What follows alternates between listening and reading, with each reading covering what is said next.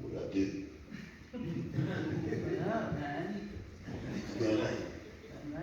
Gotta talk about our mother. This is how we greet, by the way. This is a big brother, little sister thing right here. So today we want to talk about our lovely mother. She's got so many funny stories. I mean, she just put on a funny display. Right. We'll apologize for her. She was hard. I like to call her, I actually call her hood classy. Because you know how they say, you can take them off the hood, but you can't take them out. Because, like, you know, I feel like there's, you know how they say there's like old money and new money? I feel like she like came into the classy realm, like, so excuse her, love her. And the thing is, my mom, like, people don't realize, like, people always thought, like, mom was, like, really kind of, like, quiet and didn't say anything. I think y'all see that now. Now they can see what my dad's been dealing with for the last, like, 46 years or whatever. And what we've been experiencing, you know. Yeah, Daddy wasn't quiet in the house. I mean, not like quiet, but yeah. Yeah, because she ran things. Yeah. Mom was spoiled. Like, I always say she went from one spoiled situation to the next. Because she was raising an only child, as you all know. And so when she got married, like, my dad loves my mom. And so he spoils her. And yeah. Even though I think that's a beautiful thing. I mean, I don't feel like, obviously, as you know, he's my dad, so he's like, he sets the standard. And so, yeah, you want to pour some for me? There's none in there. That's another mom thing. That's a decoration. Yes. Oh, yes. So, like, okay, so she's taking DIY to a whole new level, right? Yeah. So growing up, I think her first DIY situation was spray painting shoes. And so, and like, chairs. yeah. Well, the shoes first and the chairs. You said shoes? Chairs. Oh, I know. She still sprays shoes. And yeah, chairs. Yep, she has spray painted chairs. So sometimes I'm like, Mom, like, it's okay to buy something from the store. Like, it's okay. And so she has DIY countertops, shoes, what else? Cabinets, Yes. like, You name it. yeah, DIY has really taken over our home. To it. She'll make it. So yeah, she could probably make this if she could. Yeah, she can make this gold. This might be gold next year, y'all. So, okay, so you can be over this. But anyway, I wrote down some things that my mom would say growing up. One was, I don't ask you to do much. She would always say that right before she's asking us to do something. I don't ask you to do much, but you just asked me something like a few times today. The other one was, now when you get married, we would always hear that. Because like if I didn't clean my room or I didn't do something that she wanted me to do, now when you get married, your husband's not gonna want that. So when I got my own place, some may remember my first place was living next door to Sister Beverly. And so I kept my place like extremely neat. And my parents came over one day, they were like, why couldn't you do this when you lived with us? I'm like, I didn't own it. The other one was, now when you have children, that was another one. One day you're going to have children. We don't run a restaurant around here. The other one is ask your dad. Then my dad would do the same, ask your mom. Ask your brother. We were always bouncing back and forth. This one applies to me. She would always say, sit like a lady. Everybody knew I was a tomboy, so she was always reminding me to sit like a lady. She will keep asking you until you do what she asks. Like, my dad's the opposite. He's like, I'm gonna tell you once, and I just expect to get done. My mom, did you do the dishes? Did you do the dishes? Did you do the dishes? I'm like, Mom, okay, I'm gonna do these dishes. I'm gonna do them. I'm doing it. And then, we were already saying, my mom is really like the comedian around the house. Like, she's hilarious. And in our text thread, she will purposely start something. And Chris takes the bait every time. Yeah. Of course, like Chris jumps right in. And he and my mom, we'll get like 17 texts where it's just between them. So I'll just mute the conversation. I'm like, okay, this is. Yeah, I'll ask them, hey, can y'all just like leave me off this thread? And they'll just be going back and forth. It's like the two comedians in the house. Yes. She's a pot stirrer. My mom loves to get stuff going. And then she just laughs about it. Yeah. And so then I'll call and be like, Dad, can you tell Mom to stop? He's like, no, that's doing your mom. That's your mother. That's your mother. Then she'll forget that she started the conversation and we'll return like 2 hours later and be like, well, I see you all have continued the conversation. Like, started it, but. We can be talking about something totally random and she'll just drop some. Right. Some Especially politics. Like she really likes to do it. Oh yeah, so then when I was in kindergarten, I used to cry all the time, every day. And she came and she picked me up and took me to lunch. And I was already a half student. I was a half a day student. So she came and she picked me up and took me to lunch. And I remember you said Sister Mel said something to you like, Sister Cindy, she needs to be in school. But she was like, that's my baby. She called you the baby till you were like 7. No, it was like, I was like 12. Oh. And then she made a request. She was like, remember the baby? And somebody was like, you do not have a baby. Okay, so when I was in middle school, Junior bought me this Michael Vick jersey. I used to love Michael Vick. And so, like I said, I was a tomboy, so I used to always like that kind of thing. So I wore this jersey probably almost every week. And my mom got so tired of seeing me wear this jersey, she hid it. And to this day, I have never seen that jersey again. I don't even think she knows where she put it. Like, I asked her a few months ago, I was like, do you even know where that jersey is? She was like, I don't know. Me and Leslie got tired of that thing. Yeah, so as you all know, there's my dad and there's me, Scott, and Chris, and we like to wrestle around or we line up like we're playing football. And if you challenge my dad, he enjoys that kind of thing, as Brother Anthony can attest to. And so my mom would get so frustrated because if you've been in her house, it's not really kid friendly. Never really has been. And we was always bumping into something and breaking something, and my mom would say, stop playing in the living room. And so all of us, we would just mock that all the time. We walk in. So Chris said, and Lori could probably tell the story better than I can. Chris said, you can't go anywhere, so you gotta count. And of course, you know Chris being dramatic.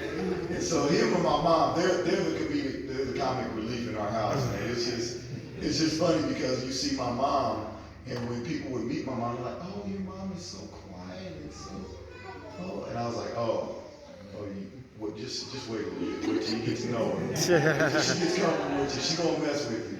But I appreciate my mom. On a more serious note, when I was at the fire department, when I first started there was a guy there that was, we'll just say he was causing some trouble. So I got tired of him. So I remember going to my parents' house one day on my day off, and my dad was at work, and my mom and I were just the only two there. And I told my mom, like, basically, I'm about to smash this dude. Like, I'm gonna knock him out. He says another word. And I'm telling her, so she was just listening. This was BC, right? Yes, this is way before Christ. Yes. But I'm like, so I'm like, yo, I'm about to do this, this, and this. And I don't know if my mom remembers this, but my mom turned to me and she said, you will not. And she began to tell me how I was basically playing into his hands.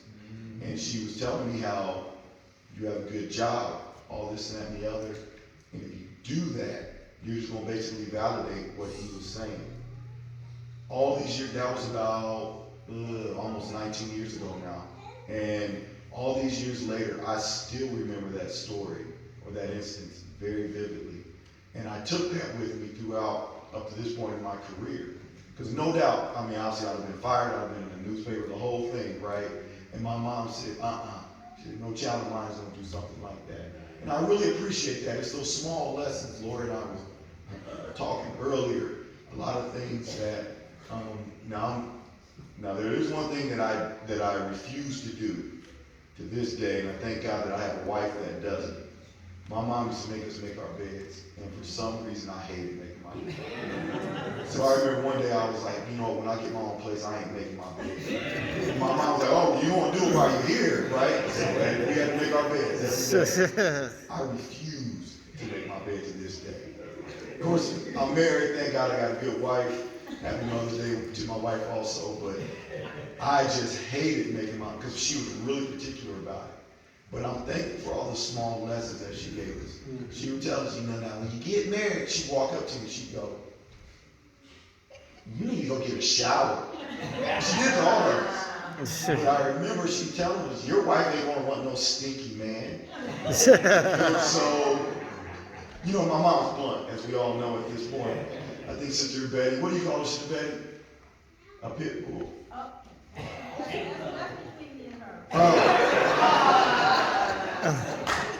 My mom is very direct, but she taught us some very valuable lessons, not just about cleanliness, but about a whole lot of things. And I'm just thankful for that, because as you get older, Brother Chad was talking about that list and how it gets shorter. And it's not just your father, but really, my wife and I was talking about this just yesterday. She's talking about how Father's Day is not nearly as big a day as Mother's Day. Well, we do need to do a better job of honoring our good fathers, for sure. I want to say that. But in society, usually if there's a parent that's going to fail you, it's usually the father, not the mother. Usually the mother, she births you, she never leaves you, she's always there. And I'm thankful for that. My brothers and I were talking one day, and this might actually be before any of us were saved. And we've talked about it even since. It's like, where would we be if our mother had not been a stay-at-home mom? I'm not saying everybody has to be a stay-at-home mom, but I really appreciate my father going out and working so that my mom could be a stay-at-home mom. Watching my mom and dad and their interactions, and how really besides Christ, with my father, everything revolves around my mother, because she deserves it. She truly is the queen of that house. My dad sleeps in a pink bedroom, and I don't think his favorite color is pink. I really don't. As long as I've known him, he's never seemed to be that kind of guy. But because of my mother, she likes all the floral stuff and all the decorations. I don't think he's a decorating kind of guy either, from what I can tell. She is. And because of her, he treats her like a queen. He allows her to have her freedom. I've never seen my mom feel like she was just, as far as I know, under some type of bondage or under some type of undue pressure. I tell you what, mess with my mom and see what happens. You won't see everybody fly to her defense in our household. And that's because she's the queen of the house. And so I really appreciate my mother. I'm sorry I'm losing my voice, but I really appreciate my mother. Thanks, Mom, for the imaginary team. I appreciate my mother. I really appreciate all the Church of God mothers. She wouldn't be who she was if it wasn't for the trainings and the teachings here in the Church of God. I was listening to the Robinsons talk about Sister Needy having all these sons and grandsons and great-grandsons. I really appreciate the trainings, because my mom did not come from the Church of God. And when she got saved, she was only 19 years old. Was that correct, Mom? And so she did not know. There's a lot of things that she didn't know. But now she's training us and telling us how to train our children. And I'm looking and I'm thinking about even my father's mother. My dad was preaching last week, and I was thinking, he was talking about how his mother, if it wasn't for her, and right by her grave, saying if it wasn't for her, he wouldn't be here. But now we have 4 generations that have been a part of the Church of God, and I am so thankful for that. That's those mothers, Grandma Walker and Sister Smythe, and all the different sisters from back in the day. Sister Butler, she was actually alive when I was first born. But I'm thankful that they trained my mother, who now has imparted those things down to me, and I can impart those things down to my children. I'm not a perfect father, but I am thankful for parents. I wouldn't listen. Y'all say y'all mom's the best. I feel like mine's the best, and I would do anything for my mom. I was talking to somebody one day, and they were cracking your mama jokes. It was in school. This was before I was saved, of course.